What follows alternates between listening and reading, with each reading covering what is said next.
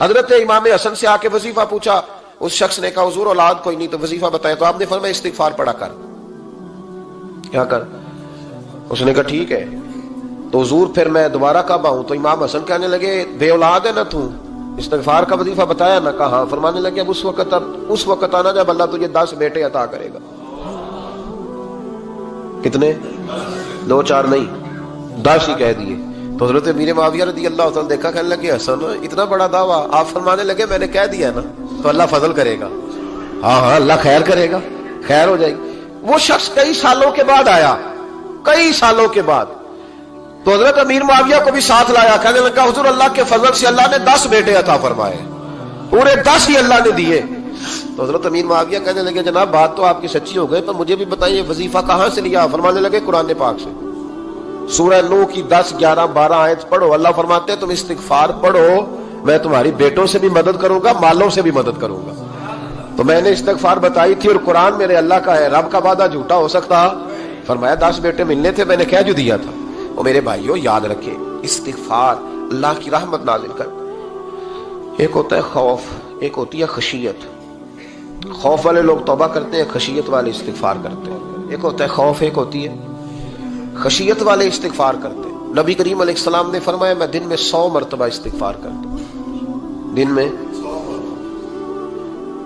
توبہ والا کہتا ہے کہ میں بھول گیا تھا، مجھے معافی مل جائے، اور خشیت والا کہتا ہے میرا یار ناراض نہ ہو جائے، وہ استغفار ہی کرتا رہتا ہے، وہ معافی مانگ۔ حضرت رومی نے مثال دی ہے، فرماتے ایک عورت تھی تو بھیک مانگا کرتی تھی، ایک دن بادشاہ کے دروازے پہ بھیک مانگنے گئی تو بادشاہ کو پسند آ گئی، اس نے نکاح کر لیا۔ 20 کنیزائیں اس بی بی کے پاس تھی خدمت کرنے کے لیے، روٹی دینے کے لیے، کپڑا دینے کے لیے، لیکن وہ ہر وقت روتی رہتی تھی، ہر وقت روتی۔ ایک سمجھدار کنیز کہنے لگی کہ ملکہ اب تیرا درجہ بہت بڑا ہے، تو ہر وقت روتی رہتی ہے، معافی مانگتی رہتی ہے ہر وقت، کون سی ایسی نعمت ہے جو تیرے پاس نہیں؟ تو وہ کہنے لگی اس لیے تو روتی ہوں۔ کیا مانا؟ کہنے لگی اس لیے روتی ہوں کہ میں اس قابل نہیں تھی جو مجھے مل گیا، کہیں میرے سر کا سائیں ناراض نہ ہو جائے، وہ کہیں بگڑ نہ جائے، مجھے پتا ہے کہ میں کیا تھی اور مجھے کہاں تک پہنچا دیا، میں روتی اس لیے ہوں کہ کبھی کہیں وہ ناراض۔ حضرت عمر اس لیے روتے تھے کہ کہیں مصطفیٰ ناراض نہ ہو جائے، حضرت ابو بکر اس لیے تڑپتے تھے کہ کہیں اللہ کا فضل روٹھ نہ جائے۔ یہ جو مولا علی اپنے کمرے میں بیٹھ کے زور زور سے استغفار پڑھتے تو اس لیے نہیں کہ بڑے پاپ تھے جن کی معاذ اللہ معافی مانگتے تھے، اس لیے کہ رب رسول کہیں ناراض نہ ہو۔ خشیت تھی کہ جہاں ہم پہنچے ہوئے کہیں وہاں سے واپس۔ استغفار بندے کی اللہ سے صلح کرا دیتا ہے، بندے کی رب سے صلح ہو جاتی ہے جب استغفار۔ دیکھیں نا بڑی سادی سی بات ہے کہ 2 بھائی ناراض ہوں تو بڑا کہتا ہے اس نے میری بے ادبی بڑی کی، تو چھوٹا اگر پاس آ جائے اور پیر پکڑ لے کہ چل یار معاف کر دے، تیرا بھائی نہیں۔ پتہ کیا ہوتا ہے؟ صرف معافی نہیں ملتی، ہاں صرف معافی نہیں، چھوٹے نے بے ادبی کر دی، بڑے کو تکلیف ہوئی، بات جب آگے بڑھی نا تو بڑے نے شکوہ کیا، جب لوگوں نے چھوٹے کو سمجھایا تو چھوٹا جب معافی مانگتا، ادھر دیکھو میری طرف، جب چھوٹا معافی مانگتا ہے نا اٹھ کے جاتا ہے اور بڑے کے پیر پکڑتا تو میرا معاف نہیں کرتا، بڑا رو بھی پڑتا ہے، بڑا رو بھی پڑتا ہے، اور وہ کہتا ہے کہ وہ میں اور تم اماں کے پاس اکٹھے بیٹھتے، ایک باپ کی موٹر سائیکل پہ اکٹھے بیٹھتے، تو تیرا اور میرا رشتہ یار تو نے یہ کیوں؟ وہ جو آنسو نکلتے ہیں نا وہ درد ہوتا ہے، وہ کیف ہوتا ہے، وہ سوز ہوتا ہے، وہ لذت ہوتی ہے، وہ پیار ہوتا ہے۔ رب کہتا ہے تو معافی مانگ، انہو کان غفارا، تو معافی مانگ، میں تجھے معاف بھی کروں گا، تیرے اوپر رحمت بھی فرماؤں گا، تیرے اوپر کرم نوازی بھی کروں گا، تجھے نواز دوں گا، تجھے عطا کروں گا۔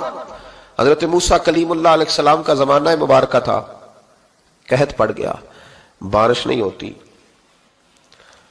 ہم لوگ نا اب تو خیر ہمارے پاکستان میں تو ٹیبل ٹاک ہوتی ہے، ٹاک شو ہوتے ہیں، ہمارے ہاں تو پتہ کیا جاتا ہے کہ بارش ہو کیوں نہیں رہی، پھر اس پہ یہ ہوتا ہے کہ دھواں بڑا چڑھ گیا ہے، حالات بڑے خراب ہیں، فلاں ایسے ہو گیا قحط کا۔ ہم تو اسباب تلاش کرتے رہتے ہیں نا جی، پھوک بہت زیادہ ہے، فلاں چیز ایسے ہے، فلاں چیز ایسے، ہم تو یہ تلاش کرتے رہتے ہیں۔ وہ لوگ یوں نہیں کرتے تھے، وہ سیدھے جا کے مصلوں پہ بیٹھتے تھے، اس لیے کہ وہ کہتے تھے جب رب چاہتا ہے تو پھر کوئی چیز کسی چیز کو روک سکتی، وہ سیدھے مصلے پہ بیٹھتے۔ اعلیٰ حضرت فاضل بریلوی رحمۃ اللہ علیہ کے پاس ایک مولانا محمد حسین آئے، وہ فلکیات کے بڑے ماہر تھے، تو اعلیٰ حضرت نے فرمایا ذرا ستاروں کا حساب لگا کے دکھاؤ بارش کب ہوگی؟ کہنے لگا پورا مہینہ تو نہیں ہوگی، تو اعلیٰ حضرت رحمت اللہ علیہ فرمانے لگے کہو کہ میرا علم کہتا ہے مہینہ نہیں ہوگی، اللہ چاہے تو ابھی ہو سکتی ہے۔ کہنے لگا جی وہ تو ٹھیک ہے پر میرا علم، وہ جیسے روز لوگوں نے پیر نیٹ ٹو سین شاہ صاحب نہیں کھولے ہوتے کہ بارش کب آئے گی، اور اس کی طرف نہ دیکھ، مصلے پہ بیٹھ، مہربانی کر مصلے پہ بیٹھ، اللہ کی بارگاہ میں حاضر ہو، اس سے معافی مانگ، اسے منا تاکہ وہ رحمت کی بارش۔ کہنے لگا جی میرا علم کہتا ہے۔ تو اعلیٰ حضرت فرمانے لگے پھر وہی بات، تو کہ اللہ چاہے تو بارش ابھی، لیکن یہ جو اڑ گئے ہیں نا بیچارے، یہ اڑ ہی گئے ہیں، یہ جہاں الجھ گئے ہیں وہاں یہ لوگ الجھ گئے، اللہ ہمیں الجھنے سے محفوظ فرمائے۔ تو اعلیٰ حضرت اٹھے تو فرمایا ٹائم کیا ہوا ہے گھڑی پہ؟ کہنے لگا جی 12۔ تو اعلیٰ حضرت نے گھڑی گھمائی، اب کیا بج گیا؟ کہنے لگا 4 بج گئے۔ فرمانے لگے بج گئے نا 4؟ کہنے لگا جی آپ نے گھڑی گھما جو دی ہے۔ فرمانے لگے اللہ بھی جب چاہے تو ستارے گھما دیتا ہے، اللہ بھی ستارے گھما دیتا ہے بارش۔ کہنے لگا جی وہ تو ٹھیک ہے پر مہینہ نہیں ہو سکتی۔ اڑا ہوا بندہ، اس کا کوئی علاج ہے؟ جو اڑ جو جائے اس کے لیے قرآن کہتا ہے وَإِذَا خَاطَبَهُمُ الْجَاهِلُونَ قَالُوا سَلَامًا، اسے سلوٹ کرو دور سے، اسے کہو تو جان اور تیرا۔ کہنے لگا جی ہو نہیں سکتی پورا مہینہ۔ فرمانے لگے یار تو جا اپنا کام کر۔ وہ شخص کہتا ہے میں نے دروازہ کھولا اعلیٰ حضرت کا، کمرے سے باہر نکلا تو تیز بارش ہو رہی، واپس آیا تو میں نے کہا احمد رضا یہ عقیدہ کہاں سے لیا ہے؟ فرمایا دروازہ مصطفیٰ سے لیا ہے صلی اللہ علیہ وسلم۔ تو یاد رکھیں کہ اللہ کو منانا چاہیے، استغفار کرنا چاہیے، اس کی برکات۔ حضرت موسیٰ ساری قوم کو لے کے نکل گئے۔ آؤ بھائی میدان میں اللہ کی بارگاہ میں استغفار کریں اور بارش کا سوال کریں، بارش مانگیں۔ جب باہر نکلے دیر تک دعائیں ہوتی رہیں تو حضرت موسیٰ علیہ السلام کو رب کریم نے وحی فرمائی کہ موسیٰ آپ کی قوم میں نے ایک شخص ہے جس کو 40 سال ہو گئے نافرمانی کرتے، اس نے رب سے صلح نہیں کی۔ کتنے لوگ ہیں؟ ایک، اور 40 سال سے وہ نافرمان ہے، اس کو مجمع سے نکال دو بارش ہو جائے گی۔ اگر ایک گناہگار کی وجہ سے بارش رک جاتی ہے، اور جہاں دروازے کھلے ہوئے ہوں، جہاں تنہائیاں خوفناک ہوں، اور جہاں تباہی اتری ہوئی ہو، اور جہاں لوگ کروڑوں روپیہ مال ہڑپ کر گئے ہوں، اور جہاں علماء کو ہتھ کڑیاں لگا کے ٹھنڈی زمینوں پہ لٹا دیا جائے اور قوم کہہ رہی ہو اچھا ہوا اچھا ہوا، اور لوگ پھبتیاں اڑا رہے ہوں، مذاق کر رہے ہوں، تو پھر اس قوم پہ کس طرح کر کے فضل الہی۔ اور یہ مولوی کا معاملہ نہیں، یہ تو ممبر رسول کا معاملہ ہے۔ میرے مصطفیٰ نے یہ نہیں کہا پیر میرا وارث ہے، حضور نے فرمایا عالم میرے دین کے وارث ہے۔ ہاں حضور نے فرمایا جس نے عالم کے چہرے کا دیدار کیا سمجھے میں نے اپنے نبی کی زیارت کی ہے۔ لیکن یہاں تو خیر یہ عنوان نہیں، ورنہ میں اس پر جاتا ہے۔ تو کہا ایک بندہ ہے 40 سال سے اللہ کی نافرمانی کر رہا ہے، وہ اگر نکل جائے تو بارش ہو جائے گی۔ حضرت موسیٰ نے اعلان کر دیا بھی ایک شخص ہے، وہ اگر نکل جائے تو بارش ہو جائے گی۔ پتہ تو ہوتا ہے نا سب کو، مجھے بھی پتہ ہے کہ میں اندر سے کیسا ہوں، اور آپ کو بھی خبر تو ہوتی ہے نا جی۔ جب بات ہو رہی ہوتی ہے تو پھر پتہ تو چلتا ہے نا کہ بات کہاں جا کے سیٹ ہو رہی ہے، پتہ چلتا ہے نا۔ اسے بھی چل گیا پتہ، اب اندر ہی اندر رونے لگا۔ اور دیکھو امام رازی اور امام غزالی دونوں نے لکھا ہے کہ اس درد سے رویا، اس درد سے کہ ادھر والے کو بھی پتہ نہ چل جائے، مجمع کے اندر کھڑا ہے اور ادھر والے کو بھی استغفار، دیکھو ادھر والے کو بھی پتہ نہ چل جائے اور ادھر والے کو بھی کہیں ہجوم میں غم میں بھی توہین نے ضبط غم نہ ہوئی۔ ہم اس احتیاط سے روئے کہ آنکھ نم نہ ہوئی، ہجوم میں غم میں بھی توہین نے ضبط غم نہ ہوئی۔ ہم اس احتیاط سے روئے کہ آنکھ نم نہ ہوئی، روئے بھی پر کسی کو آنسو نہیں دیکھنے دیے۔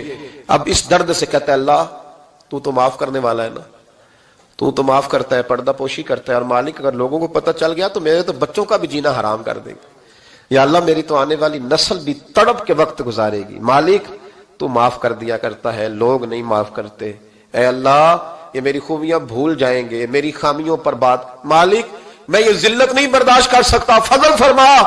حضرت موسیٰ نے دوبارہ اعلان کیا نکلتے ہو کہ نہیں نکلتے؟ پھر تڑپا خدا بندہ مجھے بے آبرو نہ کر، یہ ذلت اور رسوائیاں یہ نہیں برداشت ہوتی، اللہ درگزر۔ حضرت موسیٰ نے تیسرا اعلان کیا نکلتا ہے یا میں پھر اس کا نام لوں، اللہ سے پوچھ کے نام لوں اس کا، بتاؤ کون ہے؟ اب تو تڑپ گیا، کہنے لگا مالک میں تیری بارگاہ میں استغفار کرتا ہوں، آئندہ نہیں کرتا، آئندہ نہیں کرتا۔ یہ لفظ ادا کیے، بندہ کوئی بھی نہیں نکلا، رب کریم نے بارش عطا کر دی، تیز بارش جب برسی نا، تیز بارش، لوگ تو نہیں دیکھ کے دوڑ گئے تو حضرت موسیٰ کہنے لگا یا اللہ مجھے بھی تو بتا، تو نے کہا تھا کہ جب تک بندہ نہیں نکلتا بارش نہیں ہوگی، تو نکلا کوئی بھی نہیں، بارش ہو گئی، ماجرا کیا ہے؟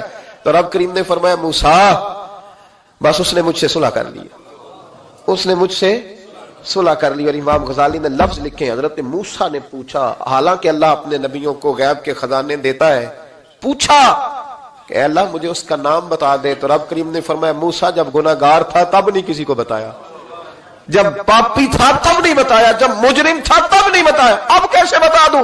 فرمایا اس کی میری صلح ہو گئی ہے، اور فرمایا جو بارش نہیں نہ ہو رہی تھی وہ بھی اس کی وجہ سے نہیں ہو رہی تھی، اب جو ہوئی ہے نا تو یہ بھی اسی کی وجہ سے ہوئی ہے، یہ بارش اب جو ہوئی ہے تو یہ بھی یہ اس گناہگار کے سبب سے۔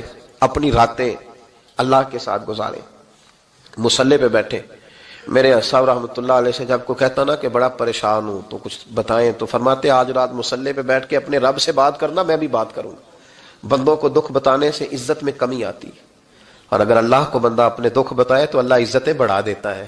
ترمذی شریف کی حدیث ہے، نبی پاک علیہ السلام نے فرمایا اگر تو دنیا داروں کو دکھ بتائے گا تو اللہ تجھے غنی نہیں کرے گا، اور اگر تو اپنے رب کو بتائے گا تو اللہ بڑی جلدی تجھے دنیا سے بے نیاز کر دے گا، تجھے لوگوں کی ضرورت نہیں رہے گی۔ استغفار کریں، کثرت سے کریں، ذوق سے کریں، مصلی آباد رکھیں، ہر شے دیکھو نا، جس طرح کھانے کی میز آباد رہتی ہے، بستر آباد رہتا ہے، ہمارے دیگر معاملات، اگر مصلی نہ آباد رہے تو روح بے چین رہتی ہے، طبیعت بے قرار رہتی ہے۔ انسان میں نے دیکھا ہے بڑے بڑے سمجھدار لوگ پاگلوں جیسی زندگی گزار رہے ہیں، بولتے جا رہے ہیں، بولتے جا رہے ہیں، بولتے جا رہے ہیں، ایسے کسی کو کوئی خبر کہ 6 فون اٹھائے ہوئے ہیں، ایسے جیسے ڈسٹرب ہو گئے مینٹلی طور پر۔ وجہ کیا ہے کہ ان سے جان نہیں چھڑاتے۔ کبھی سارے موبائل بند کر کے نا، سارے بچے ہر چیز سائڈ پہ کر کے مصلی پہ بھی آنا چاہیے، اور مالک تو بڑا ہی کریم ہے، اللہ تو بڑا ہی کنز المال کی حدیث سنا کے بعد سمیٹتا ہوں۔